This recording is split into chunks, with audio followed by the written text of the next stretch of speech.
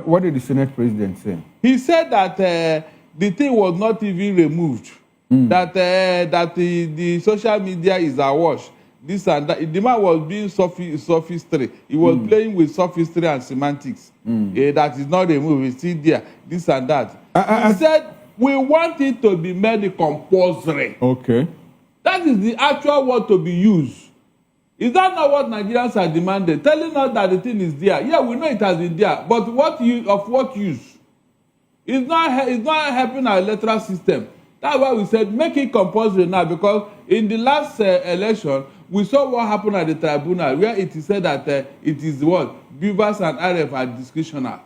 And we are not saying, okay, no problem. Oh yeah, this time around, we are going to make it legal. So that you can no longer give us excuse. That's not what we said.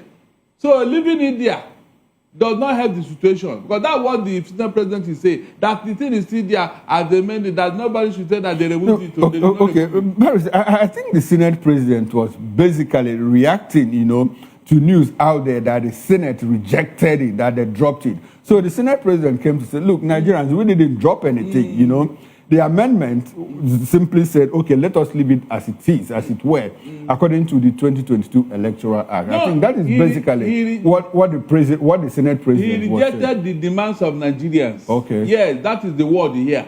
The man thinks that he can be very clever. No, he's not clever. Nigerians are demanding that it should be made legal and compulsory. If you can combine the two words so that INEC, it will sink into their head. Or to put the word shall. So, and not may. So when those words were not used, of what use is he telling me now that the sin is still there, they did not remove it? Can you just imagine? You did not remove it. No, Barrister, I'm not speaking for the Senate president, but I just told you why he made that statement. Because what we got out there, what was pushed out there was that, look, the Senate just dropped it completely. And he went back to say, look, we didn't remove it, it's still there. Barrister, okay. The demand of Nigeria. Okay, the demand of Nigeria. Yes, everybody sent their own memorandum. Okay. Everybody, most Nigerians sent, this is what we want to, this is what we want to, in the amendment. But the representative said, no, we can't do that. So that means they dropped. So do you blame the Senate? Anyway, the Senate president? Anyway, we still have an opportunity for them to do the right thing, because they say it is undergoing harmonization. Okay. That's what he said. Retention of the 2022 electoral provisions, provisions of the Electoral Act, which gives the INEC the discretion to transmit results manually or by electronic means. Are we making progress? Barrister, what do you see? How do you react to this development? I was not expecting anything different. Really? Yes, going by the body language of the administration. It is said that by their fruits you shall know them. If the administration have been doing things in a clear-cut manner, if the administration have been following due process, if the administration is known to be upholding the rule of law, I will just go and sleep and say, yes, something is coming. But this administration, no way. So anybody who is expecting anything otherwise, that person must be living in a food paradise. Because from the beginning, what have they shown to you? What have they done that will give you that impression that something good is coming? Just one thing they have done. They can say, yes, this administration, I think they are coming, they are doing something nice here.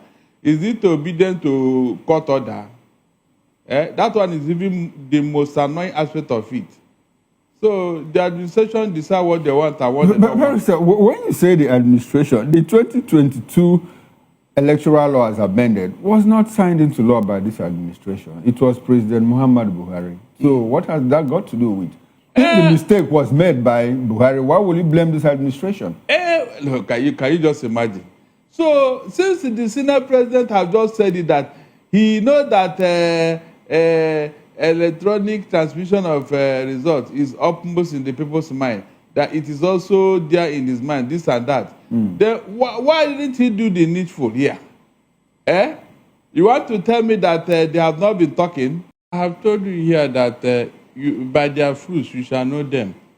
It is a pattern for APC not to tolerate opposition. It is their usual pattern. But every Nigerian knew how PDP pampered them. how PDP nurtured them to come into existence. Now, they don't want to tolerate any opposition, and they are doing it in a very crude manner. Because by the time this thing escalates now, they will tell you that those miscreants, those thugs are not their member, that they are acting on their own. Did you see any prominent APC person there? All those boys, they are acting on their own. We don't know who sent them. It may be a member of the party itself, and you people are calling APC. So, but why can't you, as a party in government, why can't you declare that, look, any nonsense anywhere, police should move in. Police should move in. If arrests have been made and prosecuted, I think it will curb this nonsense. But since you, as a ruling party, all this infamy is going on under your watch, and you have not made a statement, that means you know one or two things that is going on. Okay. You know. You cannot claim that these things that is going on all over the country, including buying of votes and all that, you don't know who is behind it. You don't know who is destroying the electoral system.